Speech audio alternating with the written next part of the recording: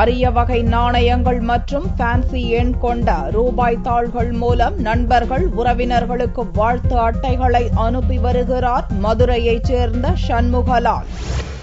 மதுரை அண்ணா நகரைச் சேர்ந்த சண்முகலால் தபால் தலை நாணயங்கள் சேகரிப்போர் சங்க செயலாளராக பதவி வகித்து வருகிறார். 8 வயது முதல் தபால் தலைகள் அரிய வகை நாணயங்களை சேகரிக்க துவங்கிய இவரிடம் தற்போது 1000க்கும் மேற்பட்ட தபால் தலைகள் நாணயங்கள் உள்ளன. இந்த பொருட்களை பொக்கிஷமாக சேகரித்து பாதுகாத்து வரும் சண்முகலால் தமது நண்பர்கள் உறவினர்களுக்கு வித்தியாசமான முறையில் வாழ்த்து அட்டைகளையும் அனுப்புகிறார். திருமண நாள், பிறந்த நாள் கொண்டாடுபவர்களுக்குரிய நாள், மாதம், வருடத்தின் கடைசி 2 எண்களை கொண்டுள்ள ரூபாய் நோட்டுகள் 11, 12, 13 போன்ற ஒரே வரிசையில் வரும் அரிதான ரூபாய் நோட்டுகளை தேடி பிடித்து வாழ்த்து அட்டைகளுடன் ரூபாய் நோட்டு தாளை இணைத்து பரிசு அளிக்கிறார்.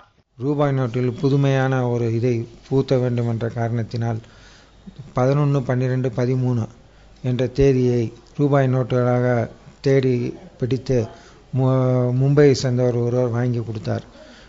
அதேபோல் திருமண நாள் மற்றும் பிறந்த நாள் மற்றும் தேதிக்கு அந்த தேதிக்குடைய ரூபாய் நோட்டு வாங்கி என் நண்பர்களுக்கும் என் உறவினர்களுக்கும் கொடுத்து வருகிறேன்.